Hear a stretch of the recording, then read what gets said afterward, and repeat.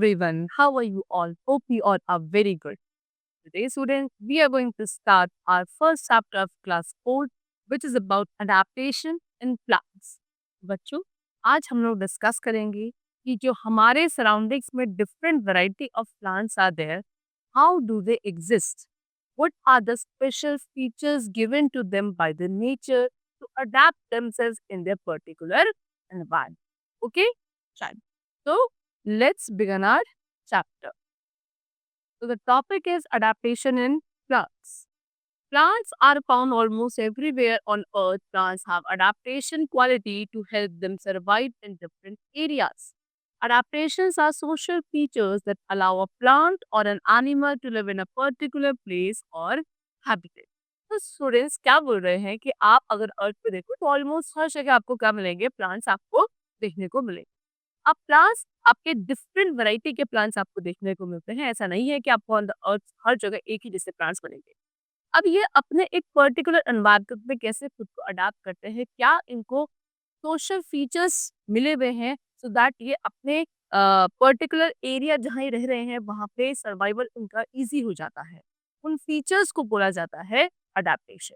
Okay, तो the social features that allow a plant or an animal to live in a particular place or habitat. ठीक है, adaptations plants के पास भी होते हैं, एनिमल्स के पास भी होते हैं।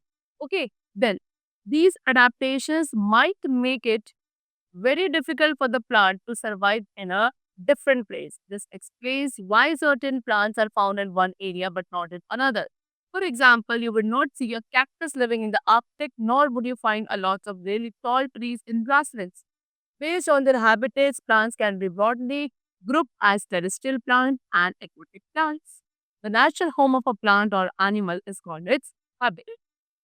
तो ये जो अडेप्टेशंस होते हैं बच्चों, ये इनको जिस भी प्लेस के हिसाब से मिले हैं, प्लेस के अकॉर्डिंग मिले हैं, ये उसी हैबिटेट, उसी प्लेस में सर्वाइव कर सकते हैं। अगर किसी ऐसे पर्टिकुलर प्लांट जिसको किसी पर्टिकुलर हैबिटेट या अडेप्टेशंस मिले हैं, आप उसको उठाकर कहीं और किसी दूसरे एरिया में ग्रो करने की कोशिश करोगे, तो वहाँ पर उसका सर्वाइवल मुश्किल हो जाएगा। इसीलिए अगर आप देखो कि अगर आप कैक्टस प्लांट आपको कभी भी किसी आर्कटिक रीजन में नहीं देखने को मिलेंगे। जब जो बहुत बड़े-बड़े प्लांट्स होते हैं वो आपको कहीं ग्रासलैंड से डेजर्ट एरिया में नहीं देखने को मिलते। क्योंकि यहाँ पे जो प्लांट्स होते हैं इनके अपने खुद के अडेप्टेशन है। कैक्टस सिर्फ डेजर्ट एरिया में आपका अच्छे से ग्रो कर सकता है, वो आर्कटिक रीजन में नहीं ग्रो कर पाएगा, है ना? तो इस तरीके से आपके अडेप्टेशंस होते हैं। उसके अलावा अब इनके हैबिटेट के बेसिस पे हम प्लांट्स को डिवाइड करते हैं 2 मेन कैटेगरीज में। एक होते हैं आपके टेरेस्ट्रियल प्लांट्स और दूसरे होते हैं एक्वाटिक प्लांट्स। ओके, जो नेचुरल होम होता है किसी भी प्लांट का या किसी भी एनिमल का जिसमें ये सर्वाइव करते हैं, उस नेचुरल होम को उसका पर्टिकुलर हैबिटेट बोला जाता है। Now we come to the topic terrestrial plants. Terrestrial plants means growing on land. So the plants that grow on land are known as terrestrial plants. They also grow on mountains and hills where it is cold. Some grow in deserts in hot conditions. Some grow along the sea coast and some in marshy places. तो terrestrial का मतलब होता है land पे grow करना। तो वो सारे plants जो क्या कहीं land area पे grow करते हैं उनको आप terrestrial plants बोलते हो। तो अब ऐसा नहीं है कि ये सिर्फ land है तो land कैसी भी हो सकती है। जैसे कि आपका ये माउंटेन्स एरिया पे भी ग्रो कर सकता है, हिल एरिया पे जहाँ पे बहुत ज़्यादा ठंड होती है क्योंकि है तो लैंड वहाँ पर भी ना। इस तरीके से मार्शी प्लेसेस में, डेज़र्ट्स में, कोस्ट लाइन पे हर जगह जहाँ पे आपको लैंड है, वहाँ पे जो प्लांट्स ग्रो करते हैं, उनको हम टेरेस्ट्रियल प्लांट्स बोलते हैं। Now plants on cold climate में प्लांट्स कैसे सर्वाइव करते हैं ये हम डिस्कस करेंगे। The temperature in the hilly areas varies from cold to extremely cold. During winter, there is snowfall in some areas. Trees that grow on hills have adapted themselves to survive in the cold conditions. तो बच्चों hilly areas में जो temperature होता है वो very करता है, कुछ ठंडे हैं, कुछ बहुत ज्यादा ठंडे हिली एरियाज है। ठीक है, अब वहां पर जो प्लांट्स होता है आपने देखा होगा कि मतलब हिल एरिया में तो स्नोफॉल रहती है ऑलमोस्ट आपका आपके थ्रू द ईयर में हाफ ऑफ द टाइम से ज्यादा तो आपको क्या रहती है, स्नो रहती है। तो वहाँ के जो प्लांट्स होते हैं जैसे कि जब विंटर टाइम में होती है तो वहाँ पे स्नोफॉल ज़्यादा बढ़ जाती है। तो स्नोफॉल पड़ने के लिए क्या होता है वहाँ के जो ट्रीज़ है हिल्स पे वो अडैप्ट कर चुके हैं ऐसे ठंडे क्लाइमेट में खुद को क्या करने के लिए उनका लाइफ सर्वाइवल ईज़ी बनाने। जैसे कि पाइन, स्प्रूस, सिदार एंड फिर are some trees that grow in hilly areas. ये कुछ ऐसे ट्रीज है जो हिली एरियाज में ग्रो करते हैं। These trees are also known as conifers. These trees are generally tall and straight. Many of them have little like leaves instead of flowers. They bear structures called cones. ठीक है, तब क्या होता है, इन trees को हम कॉनिफर्स भी बोलते हैं। क्यों? क्योंकि ये ट्री सबसे पहली बात बहुत ज्यादा टॉल होते हैं, ठीक है, और बिल्कुल स्ट्रेट होते हैं। उसके अलावा इनमें से बहुत सारे ऐसे प्लांट्स हैं जिनकी जो लीव्स होती है निडल जैसी होती है, जैसे निडल होता है ना सुई की जैसी, उस तरीके की इनकी लीव्स होती हैं। प्लस फ्लावर्स की जगह इनके ऊपर कुछ स्पेशल स्ट्रक्चर्स होते हैं जिनको आप कोन्स बोलते हो, इसलिए इनका नाम कॉनिफर्स होता है। Seeds developed in these cones, the conical shape of pine and fir trees helps a slow slip of their branches easily. Most conifers keep their leaves throughout the year and thus are called evergreen trees. अब क्या होता है, इन्हीं cons में जो इनके पास special structures होते हैं जिनको मैंने आपको बताया कोन्स कहते हैं, इन्हीं कोन्स के अंदर सीड्स डेवलप होती है। ये जो पाइन एंड फिर ट्रीज है, देखो ये पाइन है, ये फिर है ना, ये जो ट्रीज होते हैं इनकी जो ये कॉनिकल शेप होती है क्या करती है, जैसे कि इनके लीव्स पर, इनके ब्रांचेस पर जो स्नोफॉल होती है वो इनसे स्लाइड ऑफ करके नीचे गिर जाती है, यानी कि पत्तियों के ऊपर क्या नहीं होती, सेटल नहीं होती, डिपॉजिट नहीं होती, इसलिए इनकी ये कॉनिकल शेप इसको हेल्प करती है। ज्यादातर जो कॉनिफर्स होते हैं वो उनकी लीव्स कभी भी शट ऑफ नहीं होती हैं, वो थ्रू आउट द ईयर ऐसी ही रहती है। ऐसे ट्रीज को हम एवरग्रीन ट्रीज बोलते हैं। Okay, now plants of plains में जो प्लांट्स होते हैं वो कैसे होते हैं? The plains are the large flat areas of land where plants grow in moderate conditions of moisture and temperature. In winters, they protect themselves by shedding their leaves. The stems are solid and well branched. Stomata are usually present on both the surfaces of the leaves. For example, ashok, peepal, shisham, neem. तो बच्चों planes क्या होते हैं? Planes होते हैं land के flat surfaces, जहाँ पे जो आपकी लैंड है बिल्कुल इवन होती है, और वहाँ पे जो प्लांट्स ग्रो करते हैं वो कैसे ग्रो करते हैं? मॉडरेट कंडीशंस में, यानी कि थोड़ा बहुत टेम्परेचर भी रहता है वहाँ पे, है ना, ठंड तो रहती नहीं इतनी ज्यादा, मॉडरेट कंडीशंस रहती है, टेम्परेचर भी सही रहता है वहाँ पे। ओके, तो विंटर्स में क्या होता है, यहाँ पे जो प्लांट्स होते हैं खुद को प्रोटेक्ट करते हैं कैसे? अपनी लीव्स को शेड करके। रेन एरिया के जो प्लांट्स होता है विंटर्स में they shed their leaves to protect themselves. उसके अलावा इनकी जो स्टेम्स होती है सॉलिड होती है, वेल ब्रांच यानी कि अच्छी खासी ब्रांच होती है। ओके, स्टोमेटा जो प्रेजेंट होता है यहाँ के प्लांट्स पे, स्टोमेटा लीव के दोनों ही साइड पर प्रेजेंट होते हैं। ओके, एग्जाम्पल जैसे कि Ashoka tree, peepal, sheesham, neem, these all are the plant that grow in plain areas. Now plants of hot and humid climate. Hot and humid climate के plants के बारे में पढ़ते हैं। Areas with heavy rainfall have hot and humid climate. Such type of plants grow in enough humidity and temperature. They can bear the fluctuations in temperature and moisture because they are well adapted according to their habitat. They are called evergreen plants. For example, rubber and coconut. अब बच्चों ऐसे area जहाँ पे बहुत ज्यादा rainfall होती है वहाँ का जो टेम्परेचर होता है यूजुअली काफी हॉट होता है और ह्यूमिड होता है, यानी कि वहाँ पे बहुत ज्यादा मॉइस्चर होता है। ओके, अब यहाँ पे जो प्लांट्स ग्रो करते हैं उनको काफी ज्यादा ह्यूमिडिटी और टेम्परेचर को क्या करना पड़ता है? बियर करना पड़ता है, और इसके लिए इनके पास क्या होते हैं? अच्छे अडेप्टेशन होते हैं, इसलिए उसमें आसानी से सर्वाइव कर पाते हैं। और ऐसे प्लांट्स को आप एवरग्रीन प्लांट्स कहते हो। Example rubber and coconut. ठीक है, चलो now plants of desert. Desert area के प्लांट्स कैसे होते हैं इनके बारे में डिस्कस करते हैं। Deserts are vast areas of barren land that receive very little or no rainfall. देखो बहुत बड़ी लैंड के एरिया जहाँ पे बिल्कुल बैरन लैंड है, लेकिन कुछ ग्रो नहीं कर देते आसानी से, ठीक है, क्या होती है पूरे में सैंड होती है, ऐसे एरिया में या तो बिल्कुल बहुत कम रेनफॉल होती है, नहीं भी होती है, ऐसे एरिया को आप डेजर्ट एरिया बोलते हो। These plants are called xerophytes. अब यहाँ पे जो प्लांट्स होते हैं बच्चों को जेरोफाइट्स बोला जाता है। They grow in a relatively dry habitat. In such plants, the stem is profusely branched, usually stunted, woody, dry, and hard. Leaves are small in size or absent, scale-like or spiny. Can you explain why the leaves are reduced? देखो क्या कहते हैं कि यहाँ पे desert area में जो plants होते हैं उनको हम जेरोफाइट्स बोलते हैं, ठीक है। ये ज्यादातर अब ऑब्वियसली बात है, जब डेजर्ट एरिया बहुत ज्यादा हॉट होता है ना, यहाँ पे ह्यूमिडिटी बिल्कुल भी नहीं होती, रेनफॉल नहीं होती, तो ये कैसा एरिया है? एक ड्राई एरिया है, तो यहाँ पे जो प्लांट्स है उनको अपने ड्राई हैबिटेट पे सर्वाइव करना पड़ता है। इन प्लांट्स में जो जेरोफाइट्स होते हैं, सॉरी, इन प्लांट्स में जेरोफाइट्स में क्या होता है, जो इनकी स्टेम होती है ये काफी ब्रांच होती है ना, स्टंटेड वुडी होती है और ड्राई भी, ठीक है, साथ में हार्ड भी होती है। इसके अलावा यहाँ इनकी जो लीव्स होती है या तो बहुत छोटी होती है या नहीं भी होती है, और जो होती है वो कैसी होती है? स्केल लाइक और स्पाइन, यानी कि इनके ऊपर स्केल जैसा स्ट्रक्चर होता है, ये काफी स्पाइस निकले हुए होते हैं। इस तरीके की यहाँ के प्लांट्स की लीव्स होती है। अब ऐसा पूछा जा रहा है कि इनमें लीव्स रिड्यूस क्यों होती है? मैंने आपको बोला ना बहुत कम लीव्स होंगी, या तो होंगी ही नहीं या बहुत कम होंगे, जो भी होगी वो स्पाई शेप्ड होंगी। अब ऐसा क्यों? वो पूछ रहे हैं। The leaves of these plants are poorly developed or absent and work of the leaves is taken over by the fleshy green stem, for example cactus and prickly pear. क्या होता है, इन प्लांट्स की जो लीव्स होती है ये अच्छे से डेवलप नहीं हो पाती है। ठीक है, तो जो लीव्स का फंक्शन होता है वो यहाँ पे परफॉर्म करते हैं, बिल्कुल फ्रेश ग्रीन स्टेम जो होती है इन प्लांट्स की वो परफॉर्म करती है। एग्जाम्पल आपने गिवन है cactus, prickly pear. These all are the examples of the plants that grow in desert area. Another important feature of this plant is well-developed roots. Do you know why? Roots grow deeper and deeper into the soil to absorb more and more water for emergency. Example, nerium. देखो एक और important feature है यहाँ के plants का, इनकी roots बहुत ज्यादा डीप अंदर खुद को ग्रो करती है, तो दैट कि वहाँ पानी तो होता नहीं है, तो अंडरग्राउंड वाटर को एब्जॉर्ब करती है खुद के सर्वाइवल, इसलिए इनकी रूट्स बहुत ज्यादा नीचे तक ग्रो करती है। ओके, एग्जाम्पल आपको दे रखा है nerium. Now we come to plants of marshy or swampy area. In marshy area, the soil is clay and thick in nature. These plants grow in the type of soil that contains less air. So a few roots having pores come out on the surface of the soil and facilitate the exchange of gases. For example, Candelia and Caryopsis. The trees growing in these areas are called mangroves. Okay, क्या बोल रहा है? देखो swamp या marshy area कौन सा area होता है जहाँ पे सॉइल कैसी होती है, स्टिकी होती है, ये क्ले जैसी होती है, क्ले होता है ना, ऐसी जहाँ पे सॉइल होती है उसको आप मार्शी एरिया बोलते हो। अब यहाँ जो प्लांट बच्चों ग्रो करते हैं इनको एक ऐसी सॉइल में ग्रो करना पड़ता है जिसमें एयर की अमाउंट काफी कम होती है। तो यूजुअली होता क्या है कि इनकी कुछ रूट्स होती हैं, रूट्स के जो पोर्स होते हैं उस सॉइल से बाहर आ जाते हैं। इस तरीके से देखो, ऐसे बाहर दिख रहा है ना, रूट्स रूट्स के पोर्स बाहर आ जाते हैं और वहां से फिर क्योंकि ओपन एयर ना आके वहां से वो क्या कहते हैं, फैसिलिटेट करते हैं एक्सचेंज ऑफ गैसेस।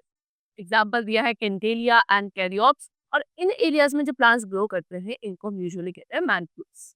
ओके, चल now we come to aquatic plants. अब एक्वेटिक प्लांट्स के बारे में पढ़ते हैं। Terrestrial are that aquatic plants also that the plants that grow in water are called aquatic plants. These plants grow in water and an extremely wet soil. On the basis of their comparative degree of water requirement and habits, they can be further classified into three natural categories. अब वो plants जो आपके water में survive करते हैं, grow करते हैं, उनको आप क्या बोलते हो? Aquatic plants बोलते हो। ये plants usually water के अंदर ही grow करेंगे और वहाँ ऐसी soil के अंदर grow करेंगे जो काफी कैसी रहती है, wet रहती है, गीली रहती है। ओके, तो अब ये इन सभी प्लांट्स को कितने वाटर की डिग्री रिक्वायर्ड है, कैसे इनके हैबिटेट्स होते हैं, तो उस बिहाफ पर हम एक्वेटिक प्लांट्स को और 3 कैटेगरीज में डिवाइड कर देते हैं। क्योंकि नंबर 1 है under water plants. These plants remain completely immersed in water. Their leaves are very small or ribbon-like to offer little resistance to water current. Stomata are absent in their leaves, for example, Hydrilla, tape grass.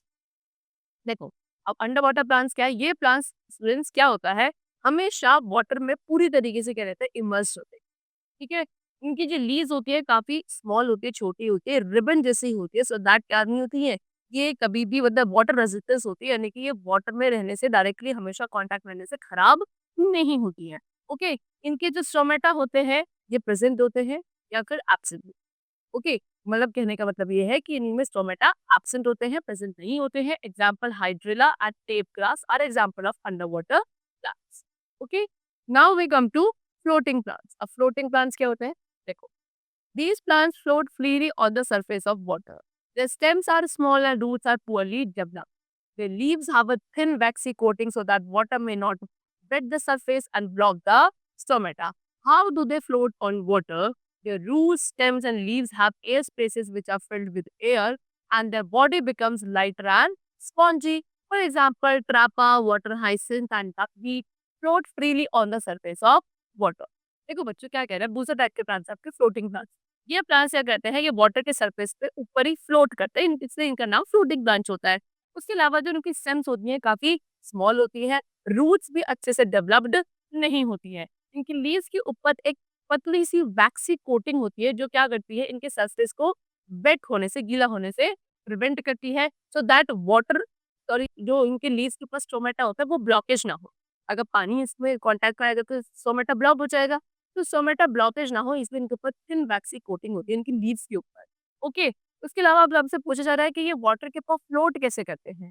तो ऐसा होता है कि बच्चों की जो roots है, stems है और जो लीव्स होती हैं इन प्लांट्स की, इनमें छोटे छोटे से एयर स्पेसेस होते हैं जिनमें एयर फिलअप होने से इनकी बॉडी लाइट वेट हो जाती है और ये इजिली वाटर के ऊपर फ्लोट कर पाते हैं।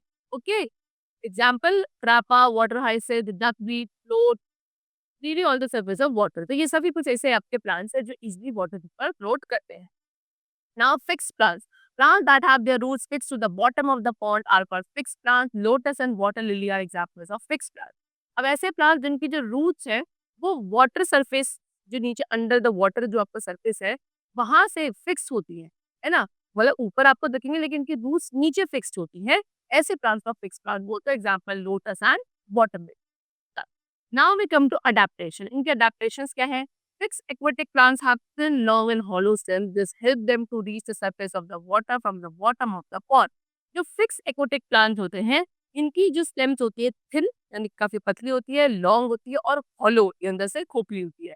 ओके, इसकी वजह से ये क्या करते हैं, वाटर के सरफेस पे ऊपर आराम से फ्लोट कर पाते हैं और नीचे बॉटम ऑफ द पॉन्ड से कनेक्टेड रहते हैं। यहाँ broad leave that can float on the surface of the water. इनकी जो लीव्स होती है काफी ब्रॉड होती है, जिसकी वजह से ये आपके वाटर सरफेस पे फ्लोट कर पाते हैं। The leaves have a waxy coating on the surface that prevents them from rotting in water. इनकी लीव्स की सरफेस पे क्या होता है, एक वैक्सी कोटिंग होती है जो इनको क्या वाटर के टच में रहने से, रॉटिंग होने से प्रिवेंट करती है। Stomata is present on the upper side of the leaf through which these plants take in and give out air and water. The stems and leaves are spongy and lighter, so they keep the flowers and leaves afloat. For example, lotus. Stomata जो होता है students in plants की leaves की upper side पे होता है, so that ये plants आसानी से क्या कर सकते हैं, एयर का एक्सचेंज कर सकते हैं। उसके अलावा जो इनकी स्टेम्स और लीव्स होती है काफी स्पॉन्जी होती हैं, लाइटर होती है, सो दैट ये क्या कर सकते हैं, इनके जो फ्लावर्स है, लीव्स है, उनको ऊपर आसानी से फ्लोट करवा पाते हैं। ओके, एग्जाम्पल आपको गिवन है लोटस का। ठीक, चलो। Now we come to the topic insectivorous plants. These plants usually grow in soil which is poor in nitrogen and they get their share of nitrogen by eating the insects. Such plants are called insectivorous plants. अब बच्चों ये plants कैसे होते हैं? ये plants usually grow करते हैं एक ऐसी soil में जिसमें नाइट्रोजन की क्वांटिटी या नाइट्रोजन की अमाउंट कम होती है। ऐसी सॉइल में ये इजीली ग्रो कर पाते हैं। तो इनको अभी नाइट्रोजन मिलता कहाँ से? क्योंकि उस सॉइल में तो होता नहीं। तो ये नाइट्रोजन इनको मिलता है इंसेक्ट्स को खाने से। ठीक है, इसीलिए इन प्लांट्स का नाम होता है insectivorous plant. These plants, uh, now these plants make their food themselves by the process of photosynthesis, but they fulfill their protein requirement from small insects. देखो, ये प्लांट्स अपना खुद खाना बना सकते हैं क्योंकि इनमें भी फोटोसिंथेसिस पॉसिबल है, लेकिन इनमें जो प्रोटीन, नाइट्रोजन, एसिडिटी इनको रिक्वायर्ड होती है, ये इनको इंसेक्ट्स को खाने से ही मिलती है। इसीलिए इन प्लांट्स को आप क्या बोलते हो, insectivorous plants. For example, in a pitcher plant the leaves become colourful and pitcher like to attract and trap the insect. देखो, ये होता है पिक्चर प्लांट।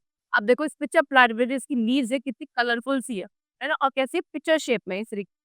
तो क्या होता है, ये कलरफुल शेप, इसकी जो पिक्चर लाइक शेप होती है, कलरफुल जिसका स्ट्रक्चर होता है, ये अट्रैक्ट करता है इंसेक्ट्स को इसकी तरफ। Okay. In a Venus flytrap plant, the leaf has tentacles and the structure resembles the palm and fingers of our hand. देखो क्या बोल रहा है कि वीनस फ्लाइट्रैप, देखो ये एक प्लांट है, ये भी इंसेक्टिवोरस प्लांट है। इसका स्ट्रक्चर कैसा होता है कि इनकी लीफ में कैसे होता है, जैसे टेंटेकल्स होते हैं तो इस तरीके, है ना। और इसका स्ट्रक्चर इस तरीके से दिखता है कि जैसे कि एक पाम है, हथेली है, और इसमें जो वो फिंगर्स होती है ना, इस तरीके देखो दिख रहा है कि पाम है और ऊपर जो टेंटेकल्स निकलते हैं वो ऐसे लगता है फिंगर्स की तरह। तो these tentacles enable the plant to trap and kill the insects. और ये जो टेंटेकल्स बाहर निकलते हैं, यही क्या करते हैं, कोई इंसेक्ट इनके ऊपर आता है तो उसको ट्रैप करके किल करने में हेल्प करते हैं इन प्लांट्स की। Okay, then we come to non green plants. We know that the green color of plants is due to the presence of a green pigment called chlorophyll. These plants do not have the chlorophyll, so they cannot make their own food. They take their nutrients from the other plants. They are called parasitic plants or non-green, non-grass plants. देखो, हमें पता है कि plants का जो green colour होता है उसकी वजह से होता है, उसके अंदर एक ग्रीन कलर का पिगमेंट प्रेजेंट होता है जिसको आप क्लोरोफिल कहते हो। वही उनको आगे फोटोसिंथेसिस प्रोसेस में भी हेल्प करता है। लेकिन नॉन ग्रीन प्लांट्स ऐसे प्लांट्स होते हैं जिनमें क्लोरोफिल नाम का पिगमेंट प्रेजेंट नहीं होता है। तो फिर इनमें जो खाना इनको मिलता है, न्यूट्रिएंट मिलता है, क्योंकि इनमें फोटोसिंथेसिस तो पॉसिबल होगा नहीं, तो इनमें जो न्यूट्रिएंट्स इनको मिलते हैं वो कहाँ से मिलते हैं, दूसरे प्लांट से मिलते हैं। इसीलिए ऐसे प्लांट्स को आप पैरासिटिक प्लांट्स या फिर नॉन ग्रीन प्लांट्स बोलते हो। Example mushroom and toadstool. Okay, ये टोडस्टूल है, ये आपका मशरूम है, ये दोनों आपके नॉन ग्रीन प्लांट्स के एग्जाम्पल है। Now the last topic is disposal of seed. देखो, flowering plants produce numerous seeds and fruits. Some of the plants which live for many years produce seeds every year. If all the seeds and fruits produced by a plant fall directly underneath its parent plant, then the growing seeds will cover all the space and exhaust soil, minerals and water. देखो, flowering plants यानी कि ऐसे plants जिनमें flower लगते हैं, वो बहुत ज्यादा क्या सीड्स एंड फ्रूट्स प्रोड्यूस करते हैं। कुछ ऐसे प्लांट जो काफी लंबे साल तक चलते हैं बेटा, वो ऑलमोस्ट हर साल बहुत सारी सीड्स प्रोड्यूस करते हैं। अब अगर जितने भी सीड्स इन प्लांट्स ने पेरेंट प्लांट ने प्रोड्यूस करी, वो सारी की सारी सीड्स वहीं पेरेंट प्लांट के आसपास अगर गिर जाती है और वहीं से ग्रो करने की कोशिश करती हैं, तो क्या होता है कि सभी प्लांट्स को सेम रिक्वायरमेंट होगी न्यूट्रिएंट्स की। तो वो क्या होगा, सॉइल की क्वालिटी, मॉइस्चर और ये जो जितनी भी चीजें इनको रिक्वायर्ड होती है जर्मिनेशन प्रोसेस के लिए, वो वहाँ कम पड़ जाएगा क्योंकि सभी को सेम क्वांटिटी और क्वालिटी चाहिए, है ना? तो इसलिए क्या होता है, ये मतलब ये ज़्यादा बेटर है कि जो सीड्स है वो जो डिस्पर्स हो वो पेरेंट प्लांट से कहीं दूर जाके, दैट वहाँ पे वो उन चीज़ों को क्या जो उनकी रिक्वायरमेंट है उनको फुलफिल कर सके। Under such conditions, the seedlings cannot grow into healthy and well-developed plants. In the order that the plants may grow well, the seeds are transferred from one place to another by a natural agents like wind, running water, animals and birds. This is called dispersal of seed. तो इस condition में क्या होता है कि seedlings जो है वो अच्छे से ग्रो नहीं कर पाएंगे, वो पेरेंट प्लांट के आसपास ही कहीं गिर जाती है। तो इसीलिए क्या होता है, कुछ नेचुरल एजेंट्स होते हैं जैसे कि विंड, वाटर, एनिमल, बर्ड्स, इनके थ्रू सीड्स का डिस्पर्जन होना जरूरी है, यानी कि सीड्स पेरेंट प्लांट से कहीं दूर जाके जर्मिनेट हो और वहां से एक वेल डेवलप प्लांट में ग्रो कर सके। इसको बोला जाता है डिस्पर्जन ऑफ सीड। ओके, चलो स्टूडेंट्स, सो यहाँ पे हमने डिस्कस किया कि कैसा एक प्लांट का किंगडम होता है, कितने टाइप के प्लांट्स होते हैं और क्या-क्या अडैप्टेशंस उनको अपने पर्टिकुलर हैबिटेट पे सर्वाइव करने के लिए मिली हुई है। That's all for the chapter. The chapter is completed. Hope you all liked it and understood it. We'll meet very soon. Thank you everyone.